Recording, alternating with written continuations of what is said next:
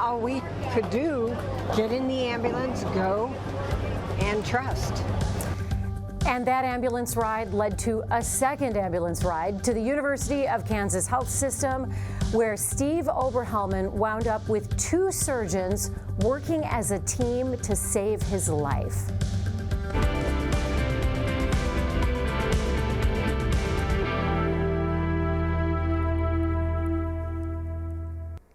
Good morning, I'm Alexis Del Cid. Welcome back to All Things Heart.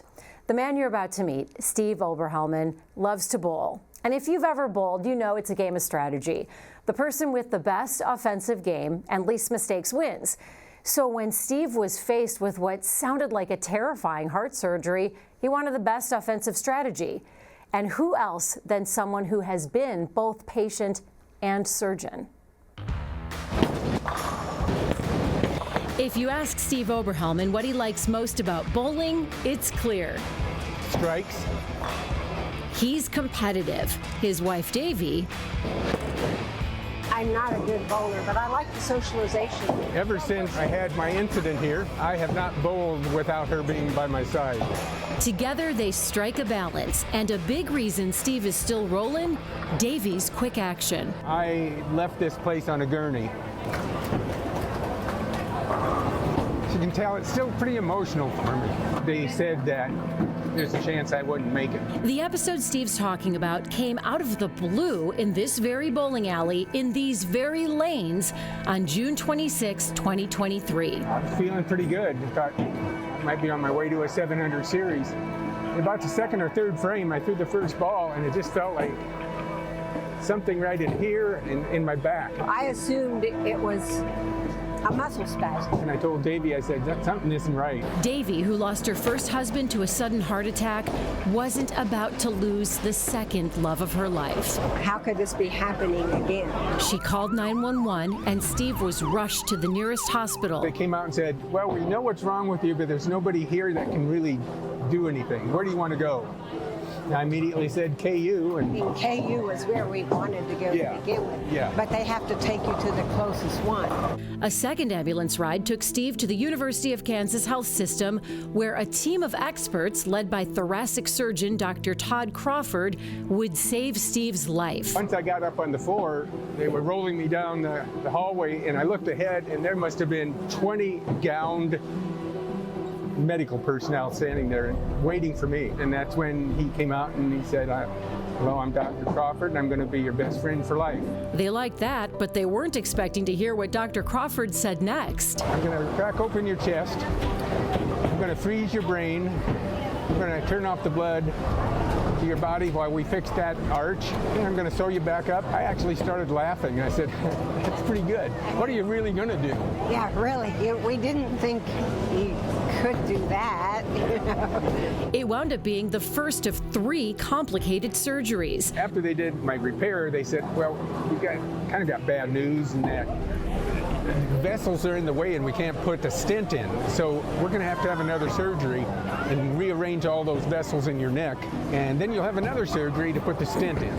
The next 2 surgeries required a second surgeon, also at the top of her game, vascular surgeon Dr. Kara Hessel. We were saying, listen, I got this surgeon. She's great. We're going to be a team. We're going to do it together. And when I came out of the 3rd surgery, I was barely waking up, and Dr. Crawford looked down at me and smiled like he could only smile and said, we nailed it. That's all he said. Then he told me that I was going to bowl another 300 for him. We are so pleased to have Steve and his lovely wife, Davy, joining us in the studio today. Thank you both for being here. We are also joined by Steve's amazing vascular surgeon, Dr. Kara Hessel. Thank you for making time. We know you're incredibly busy. And we have Steve's thoracic surgeon, Dr. Todd Crawford, who joins us virtually. And Dr. Crawford, full disclosure, we know you're out of town now, but you love Davy and Steve so much. You're like, I gotta do this. I want to be sure to be part of their story, and you're such a key part of their story. So we're glad we're here, and we're all gonna need tissues because we'll just pass this around, okay, guys? Right. Because this story is amazing. Steve, before we dive into anything, how are you feeling this morning? Well, in one word, great. I feel great. I am back to bowling twice a week in league. When we go do our walks, I'm doing interval jogging and running. I'm trying to get over to the fitness center so I can be swimming. I've got to start doing that because of all of the cold weather hitting us, but I get in there and I do a lot of swimming laps and so forth. So that's the long answer. The short answer is I'm doing great. Which is amazing. And you are a couple that loves to play together. Oh, yes, play we are. together, stay together. Davey, in that moment, at first you thought that Steve was having a muscle spasm. You went ahead and called 911 though. I think you said, my head was in a trash can and I was saying, I'm fine. And you said, no, you're not. Yep. What was going through your mind? Well, first it was like, this can't be happening. You know, I mean, I really did think it was like something small because he was bowling so well. And then he said, well, we'll just go home. And then I thought, well, what are we going to do at home? You don't seem well. And then there was a like furor around the people, you know, this is a senior league, so all old people here, you know, were like, whoa, what's happening? And I thought, let's get this. Don't risk it. No, you know, I mean, I had one husband die of a heart attack that I wasn't there, and it wasn't going to happen again, so, you know. And because of that, your guy is next to you. You guys are here. Yeah. You're here together. We are. Dr. Crawford, Steve had an aneurysm in his aortic arch. I want to show our viewers 2 images of Steve's heart that you shared with us. Let's start with image 1. Where is the aortic arch in here? And for those of us who aren't doctors, can you explain the crucial role the aortic arch plays in the body? Yeah, you know, even beyond aneurysm, Steve had an acute aortic syndrome, and we might have some pictures later on, but his manifested as what we call intramural hematoma, which is not a dissection in the sense that there's a true and false channel. Rather, there's blood where it should not be, which is in the wall of the aorta. And we treat it very similarly to an acute type A dissection, and we know that time means survival. It's an immediate threat to an individual's life. Here you're looking from the side. This is a sagittal view on the CT scan, and this is after we've done all 3 operations on Steve. But you're looking, that stent is landing in zone 2 and zone 3 of the aortic arch, which is just beyond the left carotid artery. When you say dissection, does that mean there's a tear in his aortic arch? Yes, and often that is the case with an intramural hematoma as well. There is a tear in the inner lining of the aorta, which allows blood to either dissect into a false channel, or it can be a limited amount of blood in that space, which we call an intramural hematoma. We have a second image to show our viewers. And again, I'd love for you to explain to us the area of concern. It just looks like a bunch of lumpy stuff in the center. What are we looking at there? Well, actually, this is after his first stage of repair. This is the operation I performed. So this is a coronal view. So looking at him straight on with him standing up of his aortic root, ascending aorta, and the first part of his arch, you can see that large branch coming off the aorta, which is the innominate artery, which goes to the right brain and right arm. And so this is after his initial reconstruction. And we'll talk a little bit more about the decisions that were made at that time and why they were made. And they were big decisions. When your aortic arch is leaking blood, then the biggest risk, obviously, you're in mortal danger. What would happen if untreated? Yeah, so with a type A dissection, which means it involves the ascending aorta, the risk of death is about 1% per hour, or 50% at 2 days, with conservative management. And so typically with either a dissection or intramural hematoma, the decision is to operate, and it's all about when. In a dissection, or even in an intramural hematoma with high-risk features, I usually take the patient immediately to the operating room. Doesn't matter what time of day, because our team is excellent and always ready. With Steve, he actually looked pretty good when he showed up to the hospital. I reviewed his imaging. He had an intramural hematoma rather than a true dissection. His intramural hematoma thickness was less than 10 millimeters, and he did not have blood around the heart, which is called a pericardial effusion. And so I recommended waiting and allowing that tissue a little time to firm up.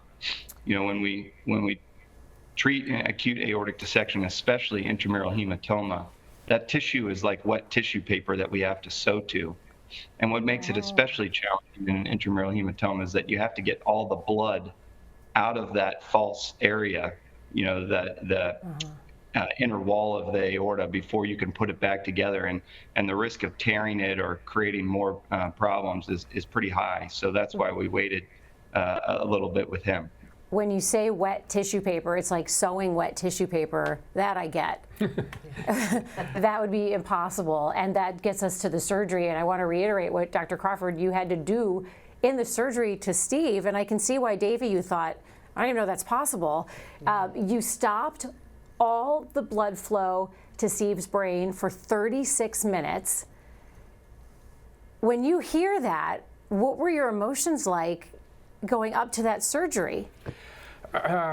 Well, you know, the day this all happened was rather chaotic, getting gurneyed out of the bowling alley and being at the first place and having a bunch of tests and then getting another ambulance ride. It was in that ambulance ride that I realized the severity of the situation.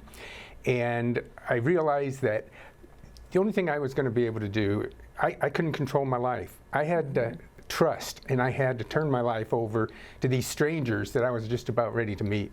But it didn't take long after I met Dr. Crawford, and he told me about his experiences, and he told me about what I can be expecting, that I had such a strong connection to him. So I started feeling really pretty good about that, and I wasn't really focused on the things you just said.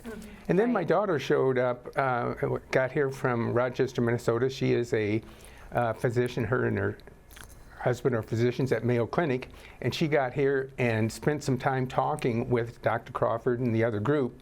And when she came out, she gave me the thumbs up. And I said, I'm at the right place, and it might not be the right time, but I got the right people working for me. So at that point, I just had to jump on it and put my faith and trust and everything else in these incredible doctors and nurses that were taking care of me. You mentioned when Dr. Crawford shared his personal experience, and I'm going to ask you about the process of stopping the blood to the brain and all that in a second. But first, Dr. Crawford, you do have a very unique perspective on this surgery because you've had this surgery yourself. Yeah, I had a very similar operation. Now, the circumstances were quite a bit different than Steve's. You know, we know from national data that the risk of mortality with this kind of event is 10 to 20% with repair, even in the best hands. And it's much different in an elective setting. When you come in from home, you're optimized, and it's a very controlled situation. You know, the blood being cut off to my brain was a much shorter period of time, and that's because with Steve, we had to reconstruct his arch. You know, he had a 270-degree gap between the two layers of his aorta. So the first thing I do is I reconstruct that using a piece of felt, and I essentially recreate a middle layer, sew those together, and that takes a fair amount of time. And then I sew my polyester graft to that recreated aorta. So that's where the 36 minutes comes from. Dr. Crawford, you're always modest about what a great surgeon you are, but you do have this personal connection to your patients for what sounds like a really scary surgery if you're the patient. When did you have that procedure done? You were in med school, right? I was in fellowship training. I'm coming up on 4 years now. Yeah. And, you know, it is a little bit of a unique perspective in that, you know, I've been through that process. I know what that recovery looks like. And, you know, the truth is patients are scared, and rightfully so. Heart surgery is a scary thing. But, you know, for us, it's a very controlled environment, believe it or not. And I know that even though 36 minutes seems like a long period of time, his brain is cold. It doesn't require any oxygen at that point. And I have time to work and not worry about that. And that allows you to do your magic. And then we have we call it magic, those of us who aren't doctors, but you are. It's not magic. It's complete. It's training and perfection and knowing what you're doing. And that brings us to Dr. Hessel, because that's when the other big gun is brought in. Dr. Hessel, Dr. Crawford realizes, I'm going to need another surgeon, a vascular surgeon. So Dr. Hessel was brought in for 2 more surgeries. The first one was to rearrange the blood vessels in Steve's neck. Mm-hmm. How do you do that? So the big thing with all of this is that we're trying to treat the entire portion of the aorta that is damaged by the intramural hematoma. And in order to do that, we have to address the portions of the aorta that have blood vessels that are coming off of them. And so we have to take a bypass from the carotid artery that Dr. Crawford has already addressed and take the bypass to the left subclavian artery, because we have to cover with our stent graft, which is the 3rd procedure, that portion of the aorta in order to treat the entire diseased segment. And so with that, we can actually take that bypass and restore the blood flow to the arm and decrease the risk that there's any kind of long-term complications as far as paralysis and things like that go with our stent graft. Davey, you're hearing all this for the first time when you're in the moment. Yes. Was your head spinning? How were you able to grasp any of it? Because I wouldn't have been able to process everything happening in the moment. It happened so fast, Yeah. and we did have an immediate connection with Dr. Crawford. I mean, he put us at ease. There were something so genuine about him, Mm-hmm. And then family came, you know. His daughter, you know, she would know about this too. She seemed comfortable, and Steve's daughter. we just had a lot of family, and Did you get to meet Dr. Hessel before the 2nd and 3rd surgery? yes. Okay, Yes. so Our first visit was actually virtual. Yeah. okay. Yeah. And did you have to explain everything virtually, what you were going to do and how Yeah, you were we going to go talked about in? it. Yeah, kind of like Over my head. Right. I mean, when Right. they say the risk, you're always like, okay, but you know, It's the risk of not doing it. you do. I'm not a terribly religious person, but you have. It was trust. I just trusted, and also, when my first husband died, I wasn't there. Nothing could happen. I just felt like this time we'll do the best we can. you Right. know? So. you But know. Dr. Crawford's the one that said on my follow-up visit, like 30 days after the main surgery, he said, we got to do this, and I've got a surgeon for you. And he gave the name. He said, you've got an appointment virtually with her tomorrow, and we got a slot for you on Thursday to come in. And we're like going, okay. But But how he great. said, It was all done. It was Yes. all lined up for you. and he set up. said, I really like this surgeon. She is great. That's all it took. And then Dr. Hessel followed up with great on-care, after-care. I always enjoyed you coming in and visiting me, because you're not like Dr. Crawford that I can get to right away. You're a little bit. You didn't want me to hug you. Oh, she played hard to get. It's my daughter. I'm not a hugger, Mom. Right. You felt such a deep attachment to both your surgeons, though. You Oh, want to yes. reach out and wrap your arms around them. Well, That's I a do. testament to Dr. Hessel that you brought out that response from them. Oh yeah, well, Yeah. and this is how she acted every time we would talk about it in the room. She just Aw, shucks. really, yeah, exactly. Right. Well, I've heard that before from Dr. Hessel's patients. They say, Yes. you know, she's very modest, and then she does this magic, life-saving in the operating room, and it's Well, incredible. both of these surgeons Yes. have that in common. They will not toot their own horn. Didn't you say Dr. Crawford said you had to call him Todd? Yes, he does. The most I can, if it's private, I can call him Todd. But normally, the best I can do is call him Dr. Todd. Okay. It's- Yeah, you did say that during the interview. I think it's because we're old. Yes. And you know. I know it's what a it took Sign of respect. for them to get Yeah. to where they are, and the studies and the work. I mean, I saw it firsthand with my daughter, and there's a certain respect that I feel I should be giving. But we figured it out. I think Dr. Todd and I figured out a nice way to communicate, and, Right. and it's very good. We have some great questions coming in from our viewers. If you have a question or a comment, just send it to us on YouTube, Facebook, or the All Things Heart email. You'll find all the links right there on your screen, and you can connect with us in real time. We will read your messages and questions. Dr. Hessel, I have a question for you. When you're rearranging the blood vessels, this is probably oversimplifying, but as a layperson, how do you keep the blood vessels from going back into place? So when we do the surgery, the bypass actually runs from the carotid artery in the neck and then down to the subclavian artery down here, just above the collarbone. And you have soft tissue that's there. You have some muscles that kind of sit in that area. And so when we put the bypass in, we still close down the space that's around it, and that kind of keeps things from moving. But we have to be careful when we do it because, you know, your neck is a very mobile structure. And so when you turn your head from side to side, I don't want the bypass to kink. So we have to make it, you know, because otherwise you could pass out every time that you turn your head. Turn your head. But the idea is to get it exactly the right length so that when you turn your head from side to side, that you're not having any problems with it. Where do you go in to do this? Where do you go in through? So his incision is right here at the base of his neck, right above his clavicle. I can't even see it. I know. He my healed really glasses on. nicely. Let me see it again. I'll see if I can see it with my glasses. Yeah, I can't even see it. I don't know if you can zoom in, but that's really good work. You're like an artist. Yes. There's no scar. Well, the day after you could see it. Yeah, you definitely could see it. Are you sore? Were you very sore when you woke up? No, not really. Not really. How long was the procedure? It usually takes a little under 2 hours. Okay. Yeah.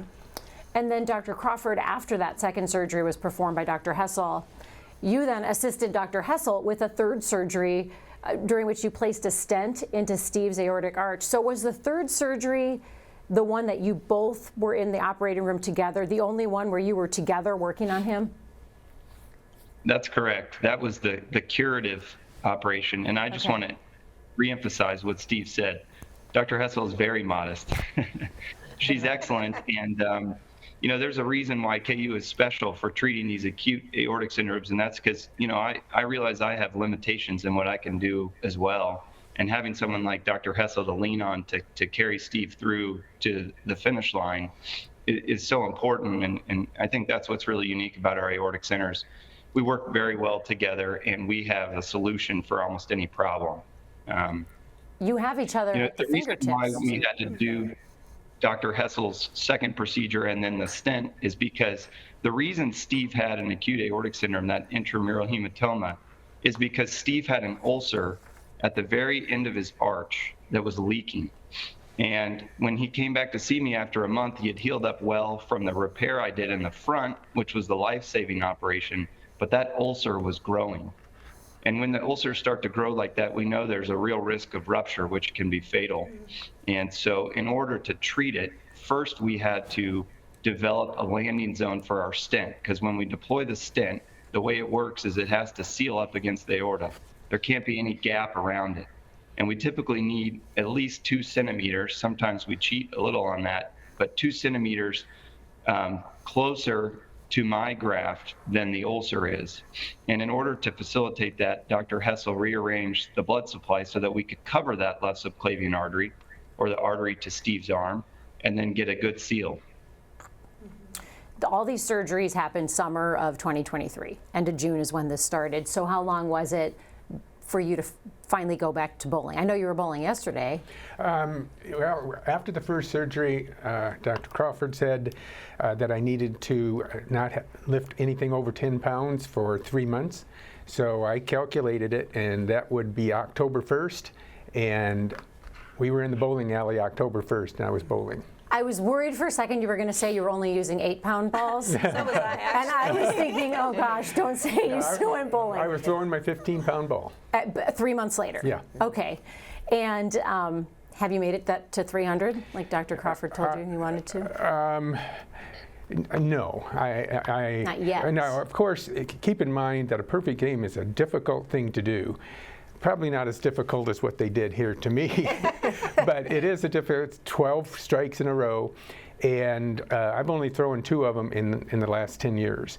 So I think I've gotten several that I've gone 7 and 8 strikes in a row, but I can tell you I have imagined the day that will happen. I have a bowling question, not medical, but you say, oh, I've bowled 6 or 7 strikes in a row. At the level in which you're both playing, does anybody ever do a gutter ball? Oh, yes. Oh, yes. Oh, really? Yeah. Oh, yes. Okay, yes, okay. Yes. So there are humans. Yeah. There's actually I've thrown 1 or 2 here lately. Actually, you know, when we're talking about the 300, a couple weeks ago, Steve was on track to have a 280. Oh, A wow. 280 is what happened when he had the incident. Oh. And he said, if I do 2 more, I'll have a 280. And it was kind of like, we you say don't want Didn't to. want that. That's when you did the gutter balls? No, not a gutter ball. He did a spare. I tanked it on purpose. Yes.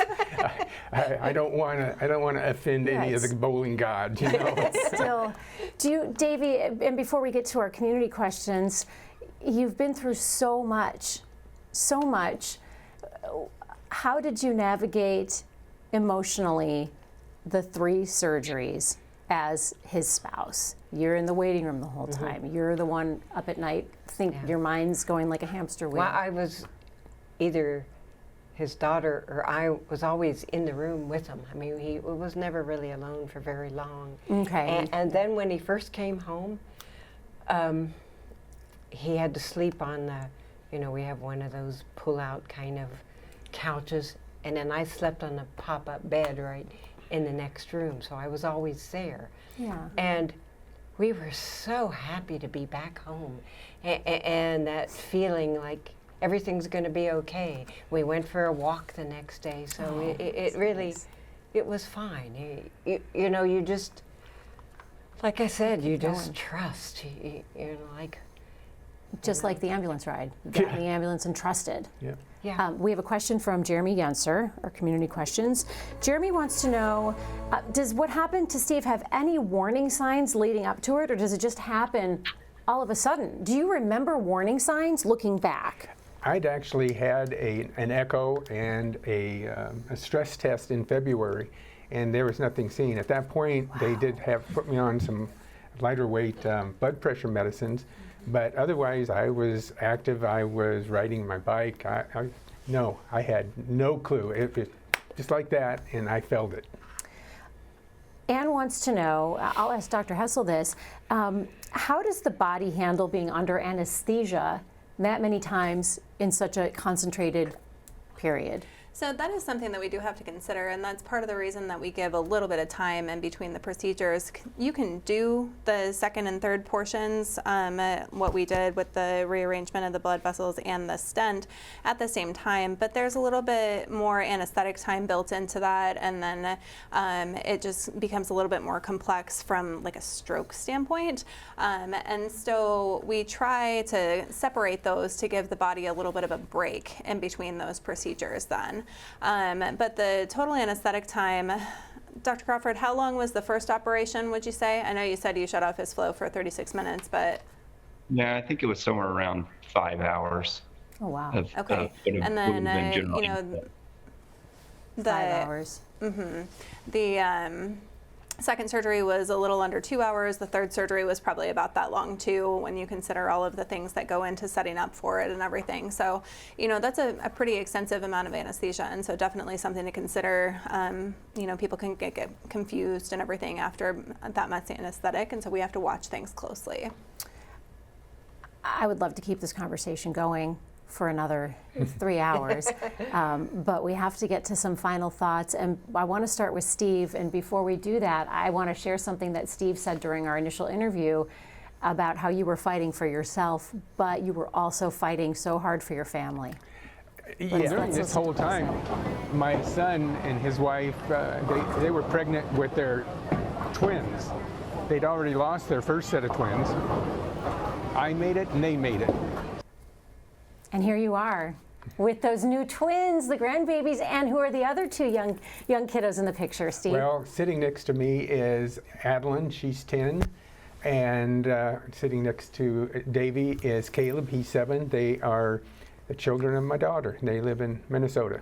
How beautiful. Yes. And you are now surrounded by the people who saved your life. You have Davey to your right, Dr. Hessel to your left, Dr. Crawford. on the screen there. What do you have to say to this team? Well, I think these two great surgeons, these great doctors, these human beings would attest that I'm not shy about letting them know how I feel about them. And every time I see them, or talk to them or text to them, I let them know just how important they are. But I want to take a minute because they are as good as they are because of the team, their team, and the cardiovascular team that took care of me. The doctors and nurses in the OR, the nurses, look, fabulous nurses in the ICU, the great nurses on the floor of the cardiovascular in the hospital. They come to me with a push of a button. And the rehab people in the house and outhouse, they all work so hard to get me to where I am. And even, it might sound strange, but the man that delivered my food to me every day, morning, noon, and night, he would come in with the greatest smile on his face and a laugh that was infectious and just made us feel so great. So it's all of these people that I want to thank from the bottom of my heart. It's beautiful. Now, you said about Davy. Well, Davy hears this same spew about 6 times a week. And it's, like she said, my daughter and her took turns. I was never alone. In the ICU, they were with me 24 hours a day. They figured out how to sleep on that bad chair. And the other, it's an upgrade, but they were there for me all the time. But when we went home, it was Davy and I. And as she said, she was on a pop-up bed, jumping if I got up, because I wasn't supposed to use my arms or anything. So she was there all the time. So we have become inseparable since that time. And so what do I have to say? Well, I'm thankful that she's my life partner for 20 years. She's my wife for 5. And Dr. Todd, I'm sorry, she's also my best friend for life. Yeah. And I love her now, and I'll love her forever. Oh, Davy, that's beautiful, Steve. Davy, anything you want to add? Well, Steve and I did get married 5 years ago, and in our vows, I said, you know, this is not like getting married when you're in your 20s. We kind of know what's in the future, and we do the best we can for each other because you never know, but you just do the best you can. And we are best friends and partners, and so I couldn't imagine not being there with him, you know, and that's just how it is. Dr. Hessel, you played such a key role in keeping them together. Anything you'd like to say? I just think that, you know, the trust that you guys have shown in us is amazing, and I personally am just so thankful for that because it allows us the opportunity to really feel, you know, enabled to do the things that we need to do and to get everybody through what we need to get them through. But the effort that you've put into it has just been incredible.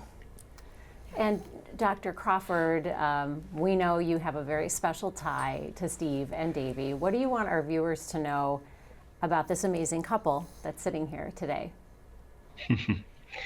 Well, I've gotten to know Steve and Davy pretty well over the last 1.5 years, and they are amazing people. You know, that their love for each other is palpable, and you know, Steve has a wonderful family as well that I got to meet. And, you know, it's so important in terms of the rehabilitation to have that companionship, somebody by your side through the ups and downs. And, you know, we didn't get into it today, and, you know, I don't want to share too much for Steve, but 2023 was not the best year for him, in addition to all the things that happened with his aorta. And, you know, he just never stopped working hard to get back to where he wanted to be. And, you know, I just want to say one other thing that he emphasized, and that's the team effort that went on at KU, you know, spanning multiple disciplines, our incredible ICU and step-down units that, you know, got Steve back to where he needed to be to get home.